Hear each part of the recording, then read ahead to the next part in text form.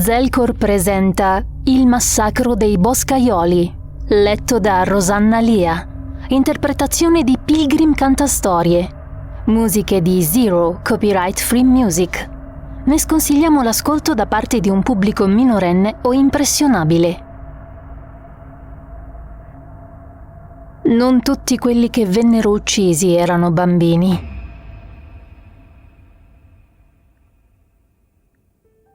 Correva disperato, avvolto dalla notte, le gambe che affondavano nello strato di neve. La lanterna l'aveva persa quando era ruzzolato l'ultima volta. Si sentiva come se il suo corpo e la sua mente fossero sul punto di lacerarsi sotto la pressione che il terrore esercitava dall'interno. Una forza inarrestabile. Il buio era totale, ma per Little Jim era meglio così. Preferiva non vedere. Preferiva non sapere. Cadde di nuovo e una dolorosa stilettata gli serrò la caviglia. Trafelato tentò di rimettersi in piedi, ma una seconda fitta lo fece stramazzare. Senza più fiato, con i pensieri che gli schizzavano nel cervello come olio in una padella rovente, il giovane tagliaboschi gattonò sulla neve ghiacciata, raggiungendo il tronco di uno degli alberi secolari che componevano la foresta. Vi si nascose dietro e in quel preciso momento, nella bruma del terrore, giunse chiara la voce del vecchio parroco di quando frequentava la chiesa da bambino. Risentì nella testa uno stralcio del suo più autoritario sermone sbraitato dal pulpito intarsiato. Né roccia né tronchi daranno riparo al peccatore quando l'ira di Dio vorrà colpirlo. E lui era un peccatore, lo riconosceva. 1000 e 1000 volte avrebbe ammesso la sua colpa se questo fosse servito a scontargli la pena di quel terrore. Solo che, pur non conoscendo la cosa che aveva massacrato i suoi compagni e che ora lo braccava, di un fatto era certo. Non si trattava di Dio, nemmeno del Dio vendicativo e prodigo di castighi dell'Antico Testamento. E non era nemmeno il diavolo. Era qualcosa di molto peggio. Di colpo le tenebre si mutarono in luce. Vampe gelide e pulsanti arsero da dietro il suo nascondiglio, trasformando la foresta in un susseguirsi di colonne sbiancate. La neve turbinava in quei raggi come lapilli incandescenti. Little Jim si premette entrambe le mani sulla bocca per bloccare l'urlo scaturito dalla gola. Non aveva mai visto una luce del genere. Era infinitamente peggiore di qualsiasi tenebra.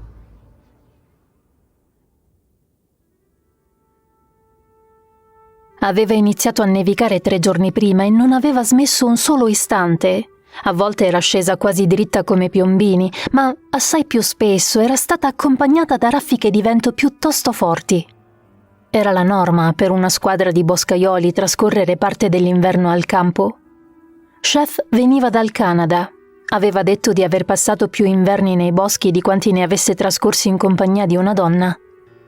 Little Jim, tuttavia, che era del giro da poco più di 2 anni, non poteva fare a meno di provare un impalpabile disagio e, benché cercasse di celarlo ai suoi compagni, si sentiva percorso da un vago senso di nervosismo. Tutto imbacuccato in abiti pesanti, sostava di fianco a uno dei 2 rustici edifici di tronchi che facevano da dormitori, cercando di trovare conforto nella propria pipa. Lo sfarfallio incessante della neve aveva un che di ipnotico, come se il mondo si stesse sgretolando, e attraverso quell'aria vibrante vide la figura di Chef stagliarsi contro il buio nebuloso che stagnava fra gli alberi, laddove la foresta sorgeva di punto in bianco oltre la zona disboscata. Era immobile, le spalle rivolte al piccolo campo base. Il fiato che gli si condensava in nuvolette pareva stazionargli sulla testa come il puntino di una I. Cosa stava fissando così intensamente? Se Little Jim avesse avuto facoltà di leggere nel pensiero, sarebbe rimasto molto stupito, per non dire seriamente preoccupato, da quanto si contorceva sotto al cappellaccio di Chef, il membro più anziano del loro gruppo di 9 boscaioli. L'uomo sostava a meno di 10 metri da dove sorgeva la foresta, gli occhi cerulei vuoti di espressione che riflettevano le ombre dei fiocchi di neve. Osservava i tronchi screpolati degli abeti, la superficie rugosa della corteccia che li copriva come tessuto cicatriziale, e sopra vi vedeva colare qualcosa di denso che scendeva a lento, costantemente. Il cuore gli batteva con forza, scaldato da una fiamma malsana, e il respiro gli usciva dalla bocca ornata di baffi spioventi simile allo sbuffo asmatico di un vaporetto. Materia cerebrale e sangue cadevano dagli alberi in rivoletti densi. Imbrattavano quei tronchi esattamente come aveva imbrattato le pareti e i pavimenti quel giorno lontano, così lontano. Ehi, chef? Che ti piglia? L'uomo sussultò con un movimento scomposto, scrollandosi di dosso la mano che Little Jim, che nel frattempo gli si era fatto vicino, gli aveva posato sulla spalla. Confuso e pressoché sull'orlo del panico, Chef tornò a fissare gli alberi, aprendo la bocca come per dire qualcosa, ma poi tacque. La corteccia era sì rigata di materiale, ma erano lacrime dorate di resina quelle che scendevano giù. Niente sangue o altre cose orribili. Ti senti bene, vecchio? Volle sapere Little Jim studiandolo con sguardo preoccupato. Ti avanza una presa di tabacco, per caso? Rispose Chef nel suo accento canadese. Aveva la voce secca come segatura di larice. Frugandosi nelle tasche del giaccone foderato di pelliccia, Little Jim estrasse un barattolo di latte e glielo passò. Sei un bravo figliolo, sempre detto. Commentò l'anziano boscaiolo, infilandosi tra le labbra una generosa manciata di sostanza scura. La masticò con foga quasi disperata. Questo è l'ultimo anno. Ho deciso. Non ho più l'età per starmene fuori a uccidere i boschi. Basta così. Mi trasferisco in un posto lontano. Qualsiasi posto dove non esista la neve. Giuro sulla croce di Gesù. Un sorriso scintillò fra il folto cespuglio di barba di Little Jim, un pelo così nero da avere riflessi bluastri. Sei solo stanco, vecchio. Nah, tienilo tu quel tabacco. Io preferisco fumarlo che masticarlo. Un bravo figliolo, davvero. Fu il sommesso commento del vecchio mentre intascava il regalo. Little Jim, che si era guadagnato il nomignolo perché era il più giovane e non perché era quello dalla stazza meno imponente, avvolse col braccio le ampie spalle dell'amico più anziano, facendolo delicatamente girare su se stesso. Dai, rientriamo, o ci verranno i ghiaccioli alla barba. Sotto la neve che cadeva con la medesima intensità si avvicinarono alle due capanne. La coltre bianca aveva ricoperto tutto sotto uno strato di 50 centimetri, creando nuove conformazioni al paesaggio. Il Kenduskeag era piuttosto vicino, ma della sua presenza si avvertiva solo il gorgoglio dell'acqua che scorreva rapida all'appuntamento con il Penobscot. Giunti quasi all'ingresso, udirono i roboanti vocioni di Bear e Ismael che discutevano per qualcosa. Quei due sembravano sempre sul punto di volersi scannare a vicenda, ma Little Jim raramente aveva visto due persone più unite. Spalancò la porta godendo del calore che soffiava dall'interno e la tenne aperta per consentire a Chef di precederlo. Fu allora che si volse. Il suo sguardo viaggiò lungo i 300 metri tra la capanna e la foresta e restò conficcato lì come una freccia. Per un attimo il suo cuore perse un battito. Gli era sembrato di vedere qualcosa che nel modo più assoluto non avrebbe potuto trovarsi lì o in nessun altro posto. Una donna. Chiudi quella cazzo di porta, testa di legno. Lo apostrofò Bear da dentro. Con tutta la fatica che facciamo a mantenerci il culo al caldo. Qualunque cosa avesse creduto di vedere non c'era più. Entrando rapidamente dentro la baracca, Little Jim pensò che probabilmente non ci fosse mai stata. Il vocione di Bear intrappolato nel piccolo locale pareva il rombo di un tuono.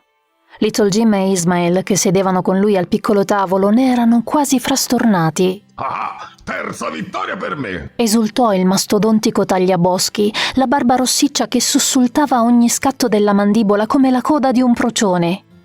Sbatté sul tavolo un ventaglio di carte consumate. Una scarlatta scala reale. Baciatemi il culo, belli miei! Lo farei, se sapessi distinguerlo dalla tua faccia. Brontolò Ismael di malumore. Chiedi a tua madre, lei ci riesce ad occhi chiusi. Sei fortunato quanto puzzolente, che è tutto dire. Con soddisfazione Bear si stiracchiò facendo cigolare la seggiola sulla quale dondolava, che sembrava sul punto di crollare sotto la sua mole. Little Jim, che si era sempre considerato enorme, pareva davvero un ragazzino a confronto di quel tipo, le cui braccia scucivano puntualmente le maniche delle camicie ogni volta che fletteva i bicipiti. Imparate a giocare invece che lamentarvi. Li apostrofò Bear, afferrando la fiaschetta e rabboccando i 3 bicchierini di peltro ammaccato di liquore casereccio. Sollevò l'oggetto, agitandolo per produrre un vivace sciacquio. Ehi, chef, ne vuoi? Chef era vicino alla cassapanca, dall'altra parte dell'enorme stufa di ghisa che fungeva anche da cucina, intento a raccogliere qualche ciocco di legna. Fece cenno di no con il capo, camminando sotto la ragnatela di fili tirati tra le assi del soffitto, dai quali erano stesi ad asciugare calzini, guanti e altri indumenti chiazzati di resina e pasta di legno. Chef, mi raccomando, chiedi il permesso a quella legna prima di bruciarla. Sai come la pensa Ismael? Disse Bear, e a quella battuta Ismael parve contrariato, quasi in imbarazzo. Che significa? Volle sapere Little Jim perplesso. Il nostro amico è superstizioso. Sghignazzò Bear. Chiede perdono a ogni albero prima di darci dentro con l'ascia. Fesserie da nero. Teme gli spiriti, ti rendi conto? L'omaccione si spostò leggermente di lato. Tra le sue natiche e la sedia vibrò un peto potente come un petardo. Ecco l'unico spirito di cui si dovrebbe aver paura. Little Jim non riuscì a tenere la risata dietro le labbra, scoppiando fragorosamente a ridere fino a sentirsi affiorare le lacrime. Gli occhi scuri di Ismael, un nero massiccio e dal naso camuso, dardeggiarono su Bear con aria di rimprovero. Vedi di piantarla. Se no, Mormorò Ismael, poggiando i grossi avambracci sul tavolo e sorridendo. Dovrò chiamare il lupo cattivo. Little Jim si irrigidì, temendo che dagli scherzi si passasse ai cazzotti. Per un attimo l'unico suono fu il sobbollire della minestra che cuoceva nella vecchia pentola posata sulla stufa, unito al fischio del vento che turbinava negli interstizi e gli scricchiolii della struttura scudisciata dalle raffiche. L'enorme mano abbronzata, pelosa e avvolta di spessi calli di Bear andò a stuzzicarsi quasi automaticamente l'orribile cicatrice rosa pallido che gli deturpava il viso, come se qualcosa avesse cercato di strappargli a morsi la guancia destra, masticandogli anche il naso per buona misura. fallo pure, sacco di carbone. Concesse Bear in un tono che allentò la tensione. Lo ucciderò, come quello che mi fece questo scherzetto, proprio con le mie mani. Con le tue chiacchiere, semmai. Ribatté Ismael. Con le mani non vali un granché. In risposta, Bear si tolse la camicia, speziando l'aria surriscaldata di una nota di sudore rancido, e piantò il gomito ruvido sul tavolo. Gli occhi di Ismael lampeggiarono per l'eccitazione della sfida e fece altrettanto. Tu su chi scommetti, chef? Chiese Little Jim ridendo, mentre le mani nerborute di Bear e Ismael si avvinghiavano, dando via al braccio di ferro. Ma Chef sembrava non avere udito. Era seduto accanto alla stufa, fissando senza vederlo il coperchio della pentola che tremolava sotto i colpetti del cibo in ebollizione.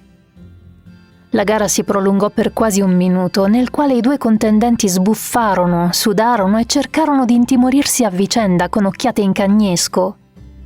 Alla fine, Ismael sbatté il braccio dell'avversario sul tavolo. Contrariato, Bear scattò in piedi, infilandosi con gesti bruschi la camicia. Quel lupo.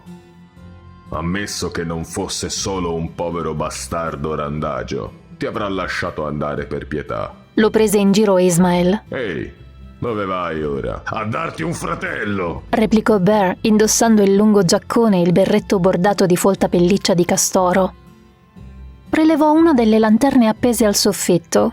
Alzò la fiammella e si batté il ventre prominente con la mano. Lo sto covando da un po'. Nero e brutto, proprio come te. Ismael incassò quell'insulto con una risata, un attimo prima che Bear uscisse per dirigersi alla latrina. Lo adoro quel tipo. Commentò con reale affetto nel tono, mentre radunava le carte da gioco sparpagliate un po' dappertutto. In quella un suono tintinnante, unito a uno sfrigolare acuto, risuonò nella stanza. Alzando lo sguardo, Little Jim si rese conto che la minestra stava trasbordando e che rivoletti scuri di brodo colavano giù dal coperchio evaporando sulla piastra rovente. Chef! Lo chiamò il giovane. La pentola! Ehi, dico a te! Il vecchio, seppur seduto lì accanto, non sembrava essersi reso conto di nulla. Aveva lo sguardo assente e un'espressione talmente trasognata da far sorgere nel petto del ragazzo un palpito di allarme. Little Jim corse a levare la pentola dalla stufa e tale movimento riscosse Chef come da un sogno. Ti senti male? No, pensavo... ecco, forse mi sono assopito. La malora, chef. Si inserì Ismael. Già il rancio fa schifo. Se poi tu lo fai bruciare, tanto vale che ci mangiamo il legno. Lo so, scusate. Annuì Chef in un tono remissivo che a Little Jim piacque ancora meno dell'espressione smarrita del suo viso. Gli voleva bene. Era il primo con il quale avesse legato. Senti, perché quando torna Bear non ti unisci al gioco, eh? Magari serve a distrarti. Gli occhi cerulei di Chef lo trafissero, diventati improvvisamente gelidi e duri al punto che Little Jim fu sul punto di indietreggiare.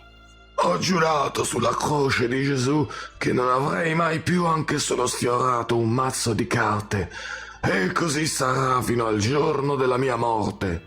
Detto questo, si volse e andò a prendere le scodelle dalle mensole. Il vento che prima gli aveva quasi strappato di mano la porta del capanno adesso gli si schiantava addosso con la forza di un bisonte alla carica, dandogli l'impressione di muoversi attraverso una sostanza compatta. Il freddo stesso pareva quasi solido attorno al suo corpo e l'alone di luce sprigionato dalla lanterna che gli dondolava in mano veniva in larga misura assorbito dal feroce turbinio di fiocchi che saturava l'aria. Per un attimo, Bear ebbe quasi timore di potersi smarrire nel breve percorso che conduceva alla latrina, una piccola costruzione che avevano edificato tra i due capanni. Oltre il raggio d'azione della luce, il mondo era solo oscurità, gelo e neve, come se tutto il resto fosse scomparso. Il suono del vento era un verso costante, arrabbiato e ossessivo, un coro di demoni impazziti. Si domandò come mai non riuscisse a vedere la luce filtrare dalle finestre del secondo dormitorio allo stesso modo in cui vedeva quella del proprio. Possibile che la seconda squadra, composta da 5 uomini, si fosse già messa a letto? Erano appena le 7 di sera. Avanzò nella neve che gli arrivava poco oltre le ginocchia fino a raggiungere il percorso che avevano scavato quel pomeriggio per raggiungere più agevolmente il gabinetto. L'indomani avrebbero dovuto rifarlo da capo, a giudicare da come Dio la mandava. Davanti a lui qualcosa si mosse facendolo trasalire. L'ansito che gli sgorgò di bocca si tradusse in uno sbuffo di fiato che le raffiche spazzarono via. Sollevando il braccio, illuminò la forma stretta e ricoperta di neve della latrina, notando che la porta era spalancata e oscillava in balia del vento come se un uomo invisibile la stesse aprendo e chiudendo con foga.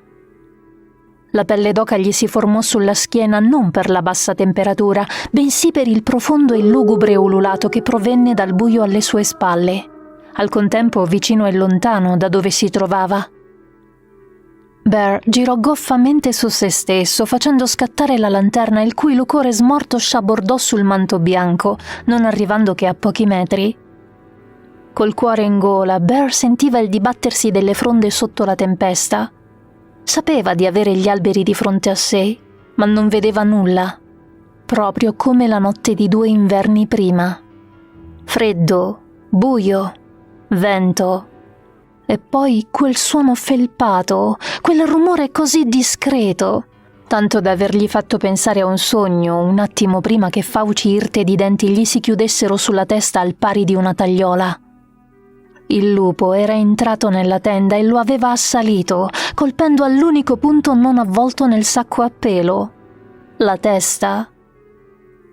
Ricordava con asfissiante chiarezza il dolore che gli aveva avvolto il cranio, schiacciato da quella pressione affilata, ma soprattutto, ed era la reminiscenza peggiore che tanto lo tormentava nei sogni, rammentava della lingua calda, viscida e gommosa della bestia che gli lambiva il volto, e l'acida zaffata marcescente del suo alito. Un odore solferino, come se nella profondità di quella gola stesse ribollendo l'inferno. Non era stato Bear a uccidere il lupo. Lui era stato preda di un orrore troppo grande per fare qualcosa di più che dibattersi e strillare e orinarsi addosso. Erano stati i suoi compagni, destati dalle sue grida, a salvarlo. Poco oltre la linea di confine che la lanterna tracciava tra Bear e il buio, si accesero due vividi occhi gialli. Il tagliaboschi mandò un verso strozzato e si mise a correre in direzione della latrina. Erano meno di 7 metri, ma gli parve che la distanza si allungasse enormemente, che il vento lo tirasse per i lembi della giacca nell'opposta direzione. Caracollò, sdrucciolò, cadde in ginocchio, proseguì gattonando, lasciando la lanterna nella neve e si lanciò dentro la piccola costruzione un secondo troppo tardi. La porta si era richiusa. Accecato dalle lacrime e dalla neve che gli pioveva in volto, Bear afferrò la maniglia tirandola verso di sé, vincendo la potenza delle raffiche che sembravano premere sull'uscio per tenerlo chiuso. E nel frattempo le narici gli si raggrinzirono nel percepire un puzzo viscido e selvatico che ben conosceva e che pareva trasudato dai suoi incubi. Spremette il corpo nello spiraglio della porta e si chiuse dentro.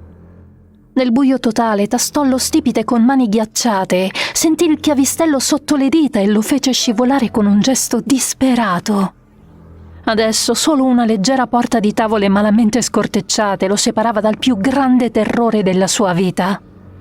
Udì il ruvido frusciare della pelliccia sfregare contro il lato esterno del cubicolo.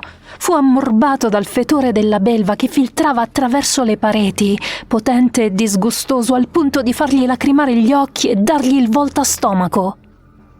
La cabina fu colmata da un brontolio dapprima appena percettibile, poi via via più alto e minaccioso. Un ringhio gorgogliante che fece perdere a Bear il controllo degli sfinteri, sebbene egli se ne fosse accorto solo passivamente, avvertendo un caldo peso molliccio tendergli il fondo dei calzoni di fustagno. In quel momento esatto, qualcosa di stazza gigantesca si abbatté sulla latrina così violentemente che questa parve sul punto di rovesciarsi. La paura stritolò la gola di Bear, il cui urlo fu il trillo disarmonico di un violino che venne assorbito dal fragore di un'asse della porta saltata dall'intelaiatura. Il vento notturno penetrò subito dall'apertura irregolare, sibilando e fischiando, prima che un volto facesse capolino. Era quello di un lupo, foderato di ispido pelo nero, eppure i suoi tratti animali erano corretti da un che di umano. Poteva vederlo senza sforzo, dal momento che l'occhio della creatura non era solo giallo, ma irradiante luce, come quelli delle lanterne che i marmocchi ricavano nelle zucche la vigilia di Ognissanti. Sono il lupo cattivo! Ruggì la bestia con ironica ferocia. Bear sentì chiaramente la sua sanità mentale afflosciarsi e nel momento in cui la porta venne sfondata, come fosse cartone, dal secondo assalto, era quasi sereno, poiché completamente folle. Non reagì quando una massa enorme lo travolse e non provò stupore nel vedere che il lupo indossava un ampio costume argentato dal colletto increspato. Un muso lungo e affollato di zanne disordinate che spuntavano dalle gengive gonfie gli si chiuse attorno alla gola.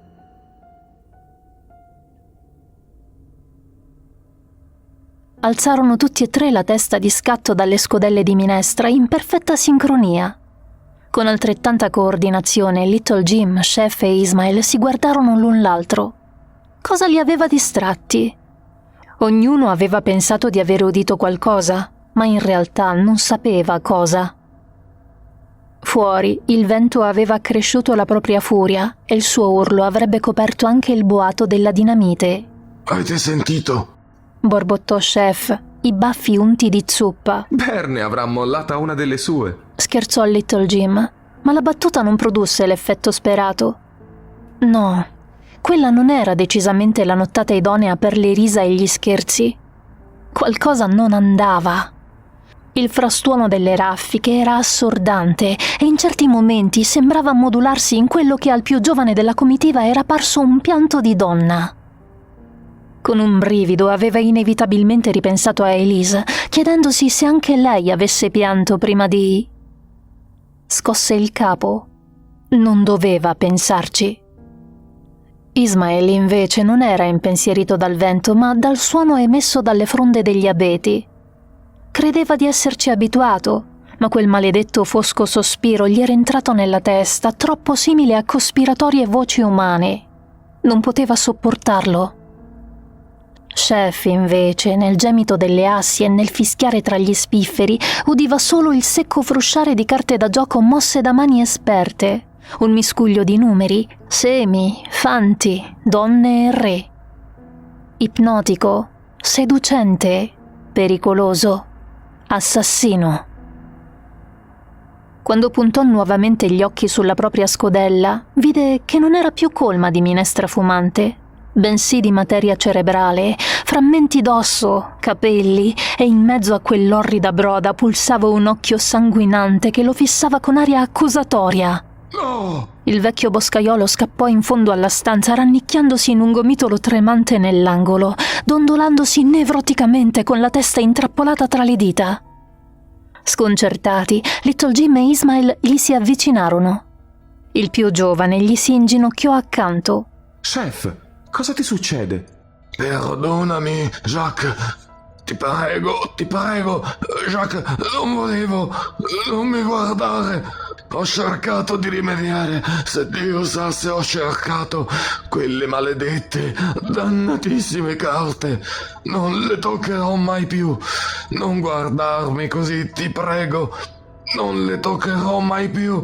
Sulla croce di Gesù, mai più. Farfugliava il vecchio, piangendo e sbavandosi addosso come un bambino. Terrorizzato, il ragazzo alzò lo sguardo su Ismael, il cui largo faccione era virato dal mogano al bruno cenere. Va a chiamare Bear! Qualcosa non va! Il colosso nero non ebbe bisogno di chiedere spiegazioni. Sentiva la stessa cosa in fondo al cuore, come si dice che i cani avvertano l'arrivo di un terremoto. Indossò il giaccone, sganciò una lanterna dal chiodo e uscì nella notte nevosa con il delirio di Chef che lo inseguiva all'esterno. Sulla croce di Gesù, mai più, Jacques, mai più.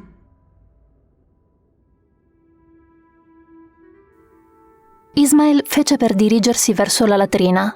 La neve spruzzata in viso dalle raffiche, ma poi si bloccò notando una luce oscillare a 300 metri da lì, laddove iniziavano gli alberi. Una lanterna, realizzò. La lanterna che Bear aveva preso prima di uscire. La sua mente si inceppò per un attimo o due. Per quale maledetta ragione Bear si era spinto fino alla foresta? Gli venne da pensare che forse la buriana aveva buttato giù la latrina. Ma anche in quel caso, che senso aveva farsi quella scarpinata solo per avere un po' di riservatezza? Sollevò il braccio, ma ottenne scarsi risultati, siccome la lanterna che stringeva in mano era appena in grado di avvolgerlo in un alone incerto. Non vedeva la latrina, non vedeva l'altro capanno, non vedeva la foresta, però la udiva, questo sì. Sentiva il mugghiare delle frasche agitarsi come braccia gigantesche, il loro gemito cupo e sospirante, il crocchiare dei rami colpiti dal vento. Fu di nuovo bambino insieme ad altri compagni, tutti radunati ad anfiteatro sul polveroso tappeto presso il caminetto acceso, gli occhi rivolti alla signorina Murphy che sedeva sulla sedia con i rossi capelli raccolti sulla nuca, il crocifisso lustro sul seno e il grosso, antico libro di fiabe dalla logora copertina nera aperto in grembo. All'orfanotrofio di Bangor, dove era cresciuto, l'ora dei racconti era quella che Ismael attendeva sempre con ansia, ma tale sentimento, durante la notte, mutava in qualcosa di più cupo. La signorina Murphy, anche senza bisogno del suo libro, conosceva più storie di quante ne conoscessero una schiera di nonne, ed erano tutte storie spaventose e inquietanti, come quella di Barbablù, o della strega dalla casetta di Marzapane, o del pifferaio che incantava i bambini con la sua melodia. Ma di tutto quel carosello sinistro, niente aveva impressionato la mente del piccolo Ismael quanto le dicerie a proposito degli alberi che si animavano a notte fonda o che custodivano spiriti all'interno dei tronchi o che, addirittura, potevano essere streghe camuffate da pianta. Mentre avanzava affondando nella neve fino alle ginocchia, ripensò a una filastrocca breve che la signorina Murphy ripeteva sovente e che da bambino gli aveva scalzato il sonno dal corpo per lunghe notti. Se vaghi a tarda ora, t'abomina la quercia, l'olmo si addolora e il salice. Giunse alla lanterna che sbatacchiava appesa a un ramo basso, creando un frenetico gioco d'ombra e luce alternate. In quel chiaroscuro notò che la superficie della neve era compatta, perfettamente intonsa, e ciò gli strinse il cuore in una paura incongrua. Se Bear, per ragioni sconosciute, era arrivato fin lì, come mai non aveva lasciato impronte? Un trambusto eruppe da dietro ai tronchi e qualcosa si agitò nel buio. Sulle prime Ismael pensò che un albero fosse stato abbattuto dal vento, perché intravide un turbinio di fronde agitarsi. Ma un attimo dopo avvertì tonfi cadenzati e ne percepì il ritmico impatto sulla terra simile alla corsa di un toro, mentre una forma enorme si sporgeva tra due fusti. Se vaghi a tarda ora, t'abomina la quercia. Gracchiò una voce legnosa e antica sgorgando dalla bocca di quell'abominio. Un essere che era la copia esatta di quelli che avevano infestato gli incubi infantili del boscaiolo. L'olmo si addolora. Continuò l'essere albero andandogli incontro su lunghe gambe di radici intrecciate, oscillando braccia foderate di corteccia, la chioma di rami che gli cresceva dalla testa e dalla schiena. Nel volto nodoso e grottesco brillavano occhi gialli come zolfo incandescente. Ismael non urlò, non scappò, non fece nulla, neanche quando la mano gigantesca del mostro lo afferrò per il collo, portandoselo talmente vicino alla faccia da poterne annusare l'alito che sapeva di terra, di vermi, di tomba e di cancrena. E il salice Concluse il mostro albero con tono graffiante. ti divora. Con un unico, potente morso decapitò Ismael.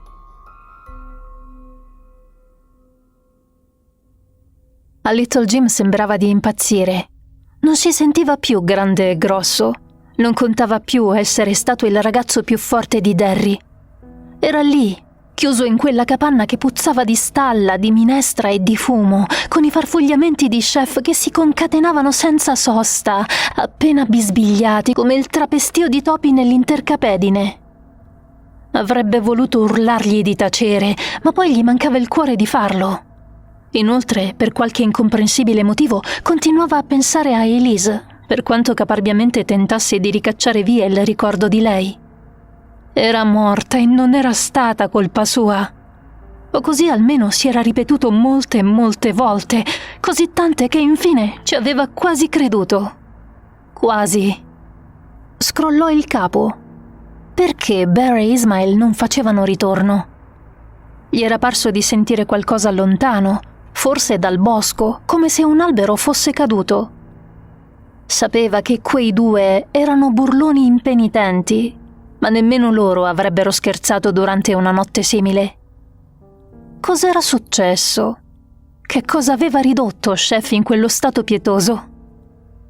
Non riusciva a rimanere lì ad attendere. Tirò giù dalla mensola il fucile, caricandolo senza nemmeno sapere da chi o da che cosa sentisse di doversi difendere. Scoccò a Chef uno sguardo ansioso.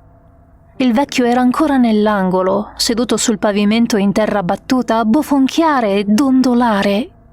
Non gli piaceva l'idea di lasciarlo da solo, ma doveva controllare i dintorni, o almeno avvisare i 5 uomini dell'altro dormitorio. Torno subito, intesi, chef?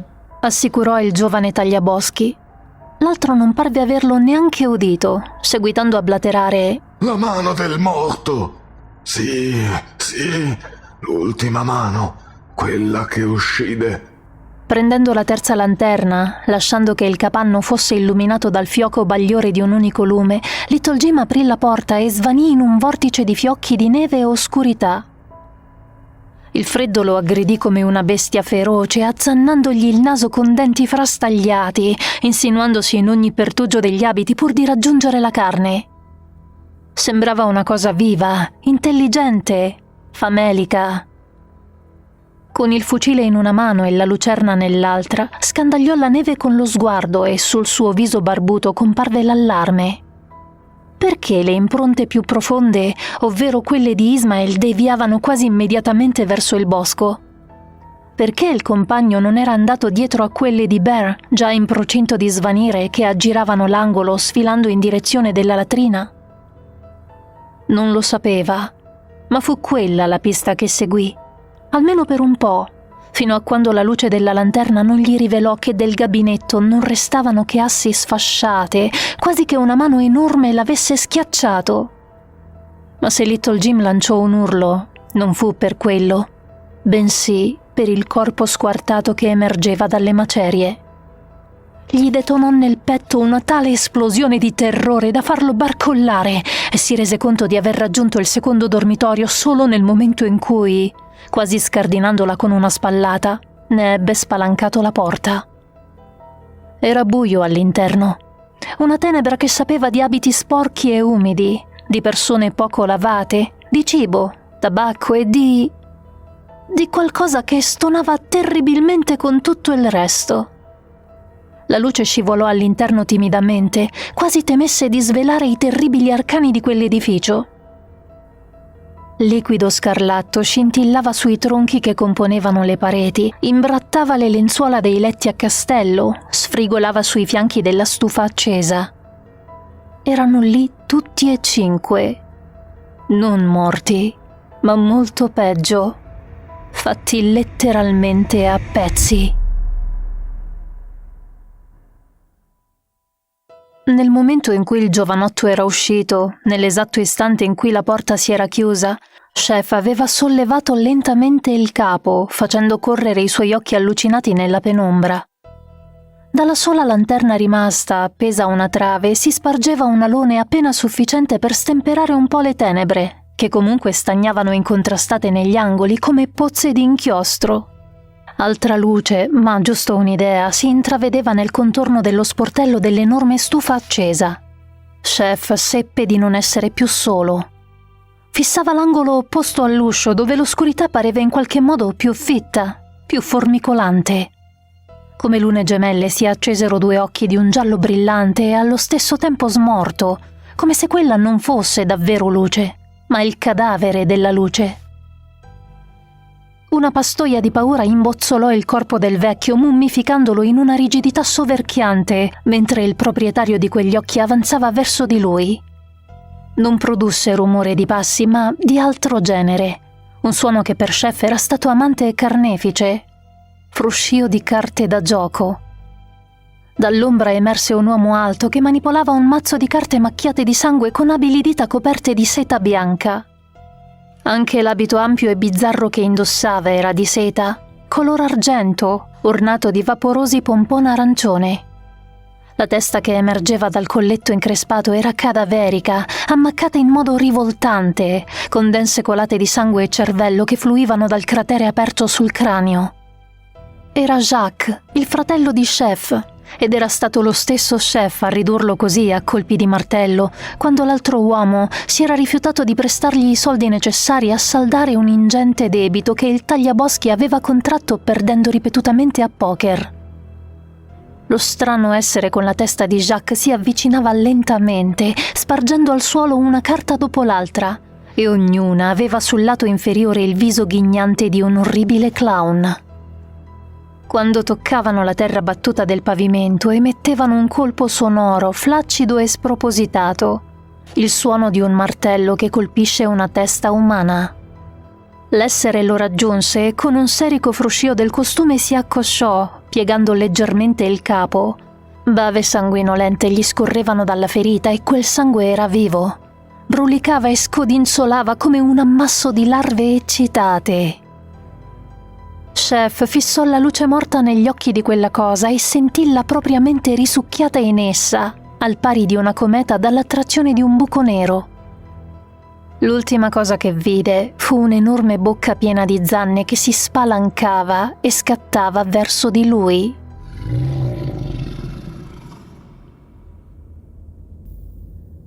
Era quasi giunto al capanno che aveva condiviso con Bear, Ismael e Chef quando il grido terribile ma brevissimo di quest'ultimo proruppe dall'interno, inducendolo a bloccarsi. Little Jim si arrestò a pochi passi dalla porta, teso e immobile come una statua. Qualcosa aveva aggredito Chef.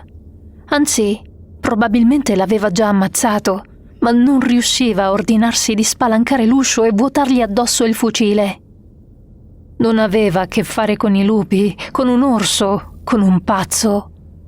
Sentiva al di là della ragione che contro la cosa che li aveva presi di mira un fucile non sarebbe bastato. Malgrado tale consapevolezza, alzare il fucile fu la prima cosa che il giovane fece non appena, dall'altra parte della porta, udì una serie di passi leggeri farsi più vicini. La canna dell'arma tremava e i denti del taglialegna ticchettavano dietro le labbra serrate. Fermati! Sbraitò Little Jim più terrorizzato che mai. Fermati o ti ammazzo, lo giuro! I passi si arrestarono. Non accadde niente. Poi una voce che pareva di luce lunare esalò attraverso la porta. Mi hai già uccisa, Jim. Non ti ricordi più? Ma io e il bambino ti perdoniamo e ti stiamo aspettando in fondo al fiume. Galleggiamo. Lo sai, Jim? Tutti galleggiano. Galleggiano.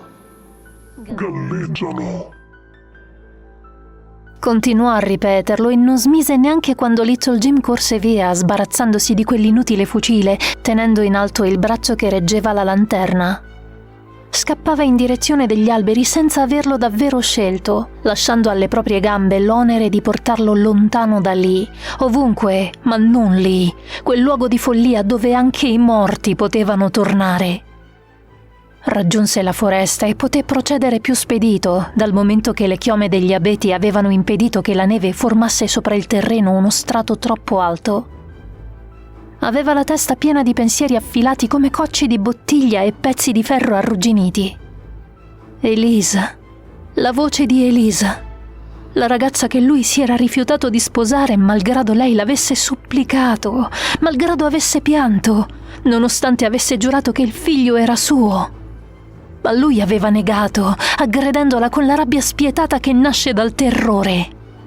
L'aveva chiamata donnaccia, l'aveva accusata di essere andata a letto con ogni uomo della contrada, prima di lasciarla sola e disperata. Il giorno dopo il corpo di Elisa era stato trovato nel canale con le mani legate e le tasche foderate di sassi. Era incinta di qualche settimana, aveva scritto il giornale. Inciampò in una radice e stramazzò. Nel volo proiettò la lanterna in avanti e l'oggetto si infranse con una piccola esplosione di vetro e fuoco prima di spegnersi. Quasi non se ne curò, alzandosi e ricominciando a correre nel buio totale, guidato dalla paura, dalla confusione, da un senso di irrealtà che gli sbocconcellava la sanità mentale. Cadde di nuovo e una dolorosa stilettata gli serrò la caviglia. Trafelato tentò di rimettersi in piedi, ma una seconda fitta lo fece stramazzare. Senza più fiato, con i pensieri che gli schizzavano nel cervello come olio in una padella rovente, il giovane tagliaboschi gattonò nella neve ghiacciata, raggiungendo il tronco di uno degli alberi secolari di quella foresta. Vi si nascose dietro, e in quel preciso momento, nella bruma del terrore, giunse chiara la voce del vecchio parroco di quando frequentava la chiesa da bambino. Risentì nella testa uno stralcio del suo più autoritario sermone sbraitato dal pulpito intarsiato. «Né roccia né tronchi daranno riparo al peccatore quando l'ira di Dio vorrà colpirlo». E lui era un peccatore. Lo riconosceva. 1000 volte avrebbe ammesso la sua colpa se questo fosse servito a scontargli la pena di quel terrore. Solo che, pur non conoscendo la cosa che aveva massacrato i suoi compagni e che ora lo braccava, di un fatto era certo. Non si trattava di Dio, nemmeno del Dio vendicativo e prodigo di castighi dell'Antico Testamento. E non era nemmeno il diavolo. Era qualcosa di molto peggio. Di colpo la tenebra si mutò in luce. Vampe gelide e pulsanti arsero da dietro il suo nascondiglio, trasformando la foresta in un susseguirsi di colonne sbiancate. La neve turbinava in quei raggi come lapilli incandescenti. Little Jim si premette entrambe le mani sulla bocca per bloccare l'urlo scaturito dalla gola. Non aveva mai visto una luce del genere.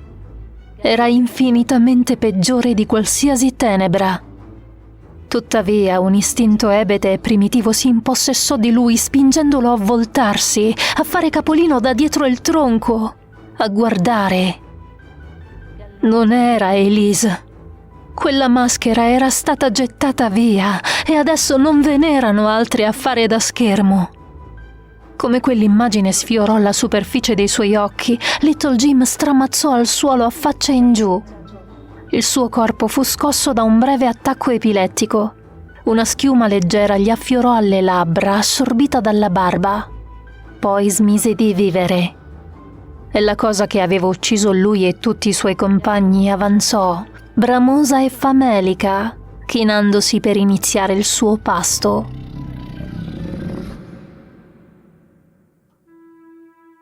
Quando il maltempo lo permise, concedendo una breve tregua, un'altra squadra di tagliaboschi raggiunse il campo dei 9 uomini bloccati dalla neve in quella zona che, molto tempo più tardi, i bambini della città avrebbero chiamato i Barren. La prima cosa che colpì il gruppo arrivato lì fu lo spettrale silenzio che inglobava il posto. Il ritrovamento dei corpi avvenne pochi minuti più tardi e fu qualcosa che nessuno di loro riuscì a dimenticare, ma che in qualche modo non li sconvolse, non quanto sarebbe stato lecito aspettarsi. In un certo senso, per quanto orribile fosse la visione di arti staccati, teste messe ad arrostire sulla stufa e gambe ruzzolate un po' ovunque, con evidenti segni di masticazione, tutto questo era quasi previsto, almeno a livello inconscio, così come spaventa ma non traumatizza l'ennesimo omicidio in un quartiere già malfamato. Uno di coloro che per primi gettarono lo sguardo sul massacro dei boscaioli, come quel fatto venne battezzato sull'edizione del News di Derry del 1879 uscita il giorno dopo, commentò il fatto con un semplice È ricominciata, allora. Che cos'è ricominciata, Art? volle sapere uno dei compagni. Art si accese una sigaretta confezionata a mano e lasciò che a tale interrogativo rispondesse il rumore del Kentucky che correva a valle.